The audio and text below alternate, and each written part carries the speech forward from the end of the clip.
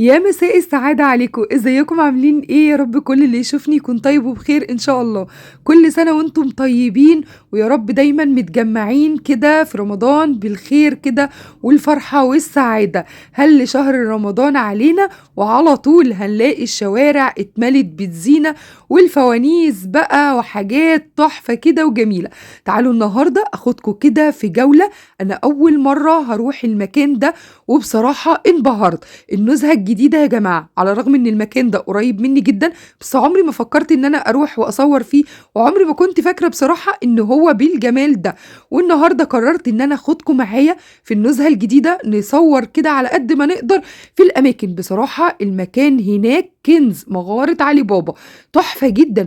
اتفرجوا لي على الفوانيس هناك بكل اشكالها والوانها وبالديزاينات المختلفة. حاجة كده تحفة جدا وبكل المقاسات، من اول الصغنن النونو لحد الفانوس العملاق اللي يتحط في المولات. حاجة كده تحفة. شايفين انا واقفة ومبسوطة، وبجد كنت حاسة ان انا سعيدة سعادة الاطفال، كأن الزمن رجع بيا لورا سنين كتير، وزي الطفلة فرحانة بالفوانيس وعمالة امسك ده واسيب ده، ومش قادرة بقى اقول لكم على الحاجات الحلوة دي. فنانيس بقى كده وهو واقف بعربية الفول، ولا بقى رشيدة المعزة الجميلة بتاعتنا، يا نهار أبيض، مع بكار.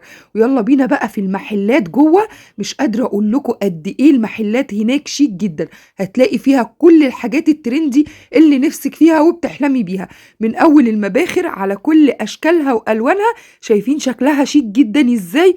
لحد التحف، لحد الفوانيس اللي بكل الأشكال، من أول الفانوس أبو شمعة لحد الفانوس أبو لمضة، والفوانيس اللي بتعلق بالأحجار. واتفرجوا لي بقى على المحل ده، تحفة يا بنات. بصوا الفوانيس هناك بتتعمل شغل مختلف جدا. لو انت بتحبي بقى الحاجات المتلونة، شغل يدوي هاند ميد، بصي تحفة. ولا الدفوف بأشكالها الخطيرة الجميلة، والألوانات بصراحة قمة في الروعة وفي الشياكة. من كتر حلاوة الحاجة هناك هتحتاري مش عارفة تجيبي ايه ولا ايه. بصراحة انا كان نفسي اخد الشارع كله باللي فيه واروح على بيتنا. ولا الفوانيس دي، شايفين ديزاين جديد كده ومختلف؟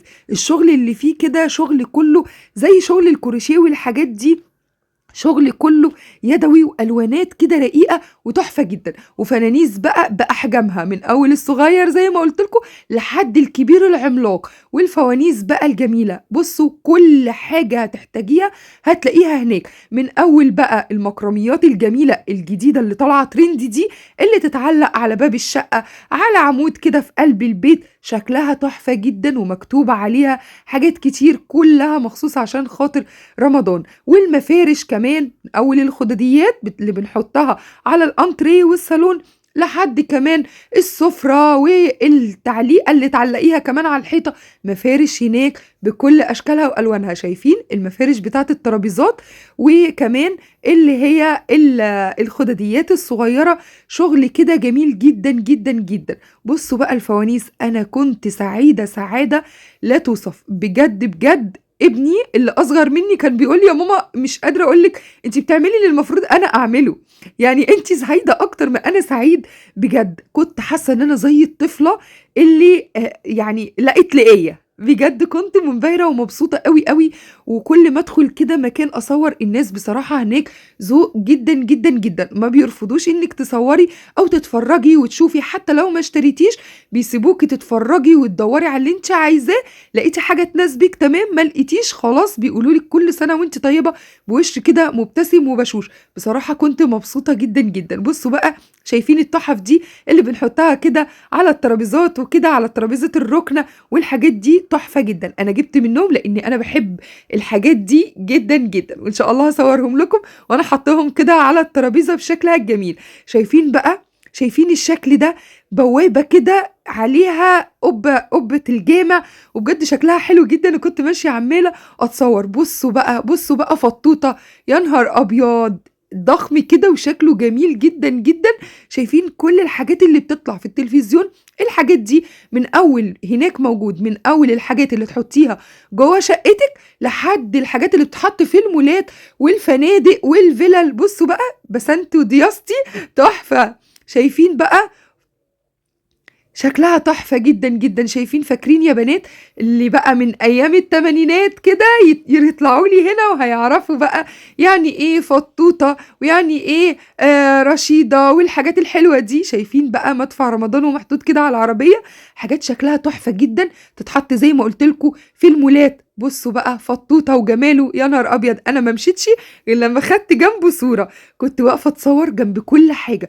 بجد الشارع هناك تحفة. بُصّوا الفوانيس الكبيرة ألواناتها حكاية، حكاية، حكاية. ومدفع رمضان الصغنطط ده شايفين؟ وقفت واتصوّرت وكنت مبسوطة جدًا، جدًا، عمّالة أتصوّر جنب كل حاجة. بجد كنت سعيدة قمة في السعادة. عايزة أقول لكم إن أنتم هتروحوا هناك مهمًا كنتم عندكم هموم الدنيا كلّها، هتنسوا همومكم ومشاكلكم وهتتسعدوا وهتبقوا مبسوطين جدًا، جدًا، جدًا. حتى لو ما اشتريتوش كفاية إنكم تبقوا ماشيين مبسوطين كده بأجواء رمضان. فاكرين بقى فؤاد المهندس؟ مش قادرة أقول لكم شكله قد إيه كده جميل. بجد كنت مبسوطة إن أنا لاقياهم عاملين حاجات من أيام زمان، يعني من أيام ما كنا بنتفرج عليها زمان وإحنا صغيرين. شايفين بقى الجميل القمر ده اللي قاعد جوه الفانوس؟ بجد تحفة أوي، أوي. ماشية عمّالة أتصور زي ما باقول لكم كنت مبسوطة. شايفين هناك البيوت متزينة ومنورة إزاي؟ بجد رمضان ده شهر الخير وشهر البركة. ربنا يعوده عليكم وعلينا وعلى الأمة الإسلامية كلها يا رب باليمن وبالبركات، ويا رب كده دايما يجي علينا بالفرحة وبالهنا وبالسعادة، ويحفظ بلدنا ويحفظ بيوتنا ويحفظنا من كل شر ومن كل عدو يا رب، ويعودوا علينا دايما كده واحنا فرحانين ومتهنيين ومتجمعين كلنا وسط حبايبنا وسط الناس اللي بنحبها كده، ونفتكر دايما اللحظات السعيدة اللحظات الجميلة.